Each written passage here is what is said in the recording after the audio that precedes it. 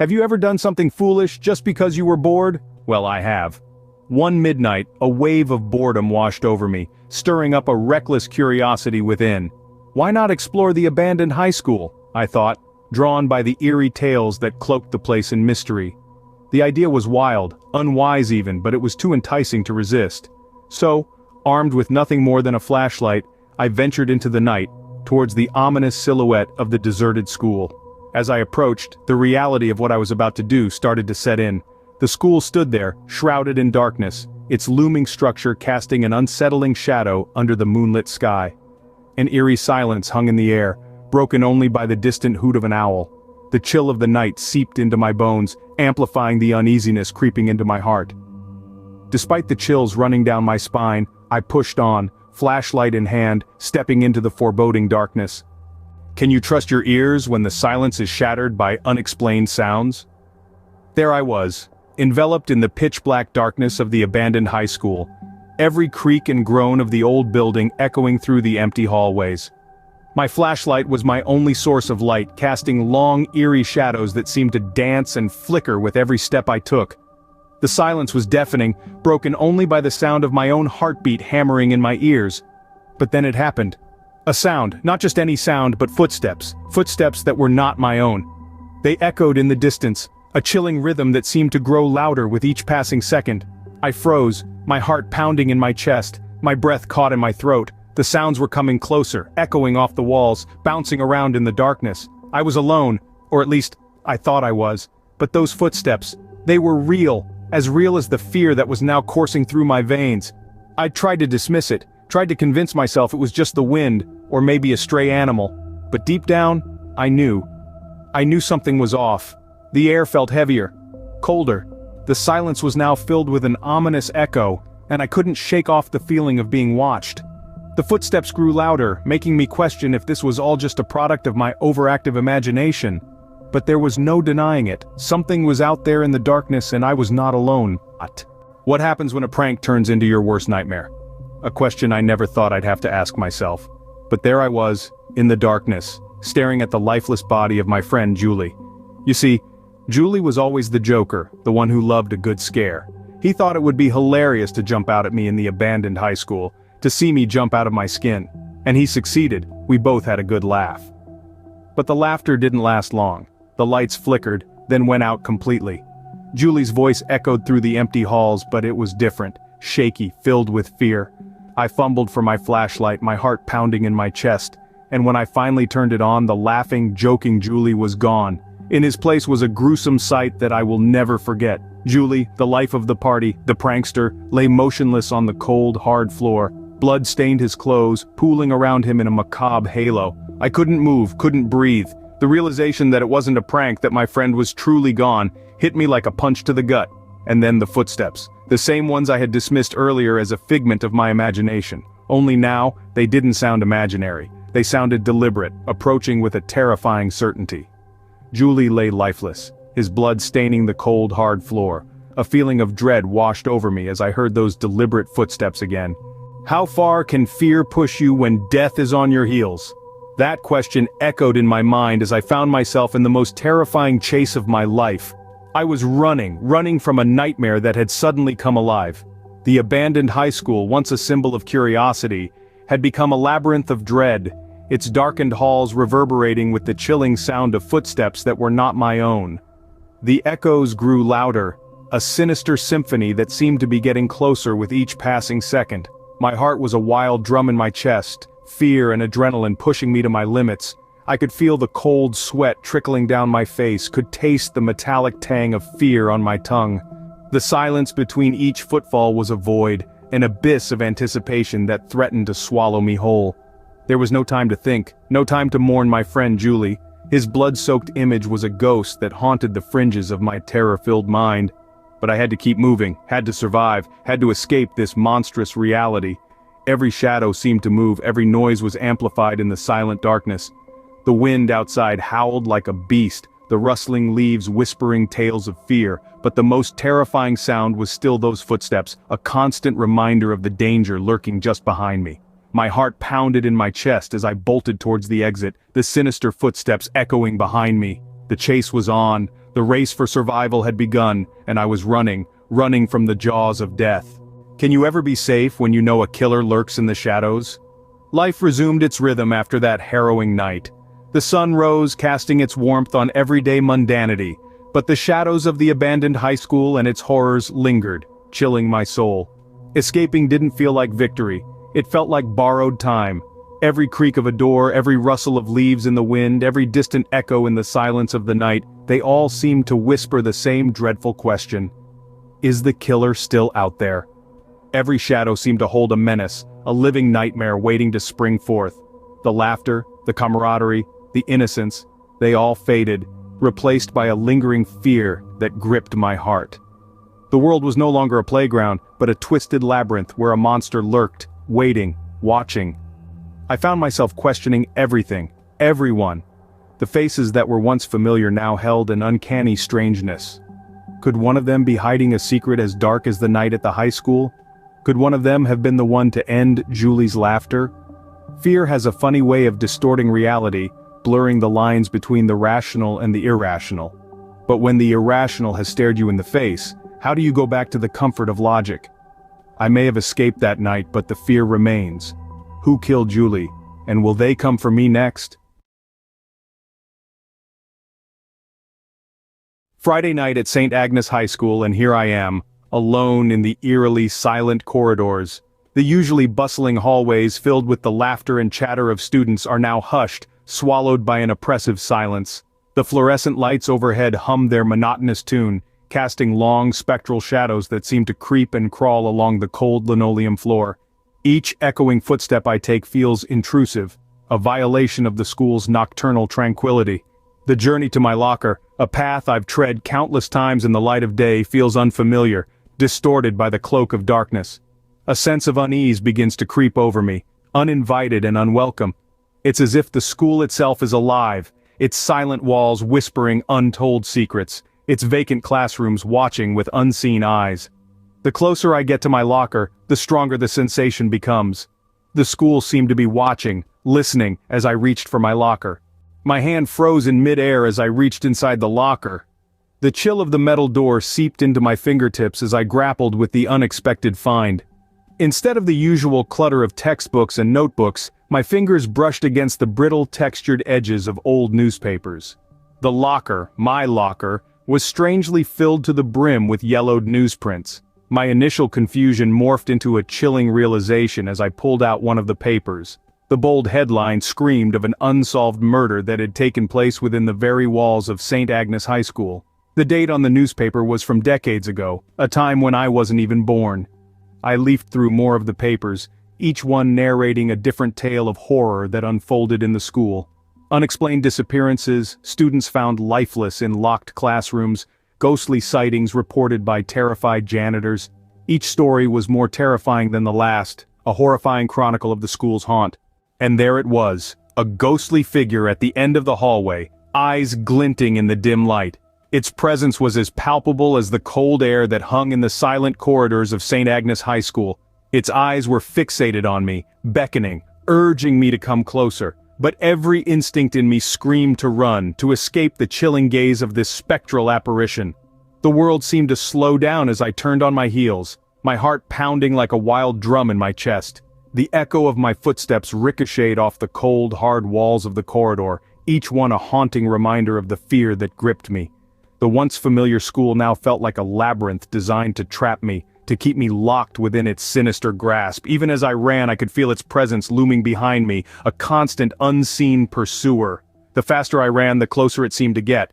The sight of each successive hallway brought no relief, no promise of escape, only the relentless pursuit of the spectral figure. It was as if the very walls of the school were closing in on me, tightening their grip with each passing moment. In my mind's eye, I could see the figure, its glowing eyes boring into me, its silent footsteps matching my own in a terrifying symphony of dread. I ran faster, my breath coming in ragged gasps, the cold air burning my lungs, yet the figure remained, always there, always watching. The final stretch of the corridor loomed ahead, the exit doors a beacon of hope in the encompassing darkness. With a final surge of adrenaline, I sprinted towards them, my fear replaced by a desperate need to escape.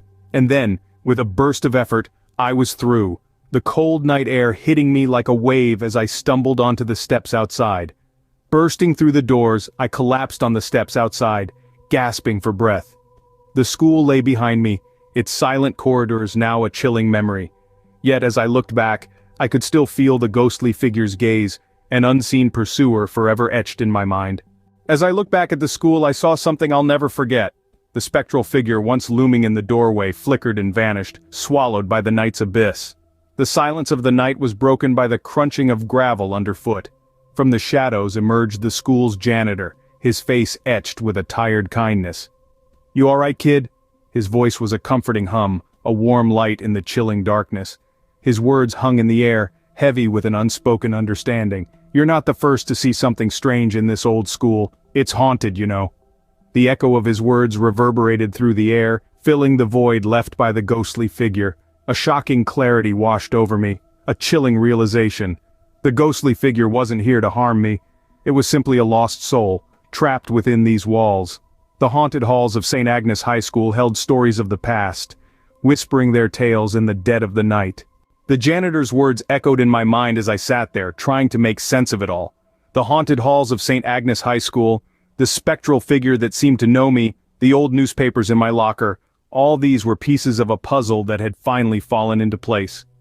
I was not the target of a malevolent presence, but the audience of a tragic tale that had played out decades before my time. This ghostly figure forever trapped within these walls was not a threat, but a testament. A testament to a past that refused to be forgotten, to lives cut short in their prime, to an eternal longing for justice. I was not its victim, but its confidant, a witness to its sorrowful existence. And so I left, carrying with me not just the horror of that night but a newfound understanding of the spectral inhabitant of my school. St. Agnes High School, a place of learning, and for some, an eternal prison. Imagine, a high school hallway you've never noticed before. Strange, isn't it? Picture this. You're just trying to find a quiet corner in the bustling high school chaos. You're wandering through the labyrinth of corridors during lunch break and then, out of the blue, you stumble upon an unusual hallway. It's not like the others. It's not polished or pristine. This one's different, with walls that whisper tales of time with their scratches and scars. Old lockers stand like silent sentinels, untouched and seemingly abandoned. It's as if you've stepped into a forgotten world, a relic of the past tucked away in the heart of the school. The air is thick with mystery, and your curiosity is piqued. You can't help but be drawn in by the enigma, the allure of the unknown. So you decide to venture further, to explore this unseen hallway. After all, you think to yourself, I thought, what harm could a little exploration do? Among the horde of abandoned lockers, one stood out, catching my eye. It was different, like an ancient relic covered in rust and cobwebs. Its combination lock was weathered and worn, as if it had been the subject of relentless attempts to crack open its secrets. The dial was scarred, bearing witness to the countless hands that had tried and failed to unlock it. It was an enigma, a mystery that demanded to be solved. The sight of it stirred something within me. An innate curiosity, a burning desire to know what lay within. I was drawn to it, like a moth to a flame, unable to resist its strange allure. So, I decided to take up the challenge, to try my luck where others had failed. I approached the locker, its silent presence looming over me like a towering monument to the unknown. I reached out, my fingers brushing against the cold metal surface. The feeling was electric, a palpable sense of anticipation that sent shivers down my spine. I began to turn the dial, my heart beating in rhythm with each click, left, right, left again. The combinations were endless, but I was determined to find the right one. Countless attempts passed in a blur, a whirlwind of numbers and clicks that seemed to go on forever. But then, just when I was about to give up, I heard it. A distinct, unmistakable sound. A click. The dial stopped, frozen in place, and my heart skipped a beat. I held my breath, my fingers trembling as I reached for the locker door. The rusty hinges creaked, protesting against years of neglect, but with a final push, it swung open. Inside, tucked away in a hidden compartment, was a dusty old journal. I reached in, pulling out the time-worn tome. Its pages were filled with elegant handwriting, a testament to the history of our school, a history that was about to unfold before my very eyes. A click echoed through the silent hallway, and I held my breath as the locker creaked open. The whisper of secrets held within the pages of this journal was irresistible.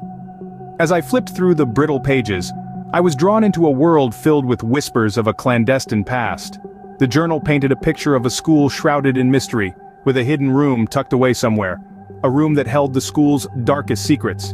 It was a narrative far removed from the rosy history we were taught in class. This was raw, unfiltered, and a bit terrifying. The journal spoke of a select few, the gatekeepers of these secrets, who were privy to the existence of this secret room. It was a place where the school's skeletons were laid to rest, hidden from the prying eyes of curious students. It was a place of expulsion threats and hushed conversations. Initially, the idea seemed ludicrous. A hidden room, secret symbols. It sounded like a plot straight out of a suspense novel. But there was something about the worn-out pages, the fervent handwriting, that hinted at a truth buried deep within these tales. The journal didn't stop at just revealing the existence of this room. It offered a tantalizing clue, symbols, hidden throughout the school, that could lead to this secret room. These symbols were supposedly etched everywhere, hiding in plain sight, waiting for a discerning eye to discover them. The idea of embarking on a treasure hunt in my own school was too enticing to resist. I found myself drawn into this world of secrets, eager to decode the symbols and uncover the truth. I imagined myself creeping through the school corridors after hours, flashlight in hand, searching for these symbols. It was all so thrilling, so utterly irresistible. The journal had transformed my mundane school into a labyrinth of secrets, and I was ready to unravel them. I was ready to step out of the boundaries of the ordinary and delve into the extraordinary. I was ready to challenge the known and explore the unknown. A conspiracy theory or a reality waiting to be discovered? I was determined to find out. Armed with a sense of determination and a thirst for truth, I began my search. Weeks turned into a blur of secret symbols and hidden messages. Each day the school's familiar halls and classrooms took on new meanings, whispering secrets that had been silent for years.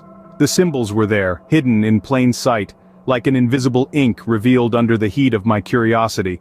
A scratch on a desk, a smudge on a wall, a pattern in the old worn-out tiles. Each one a breadcrumb on the trail to the unknown, and then, after what felt like an eternity, the trail led me to a forgotten corner of the school, down to the basement.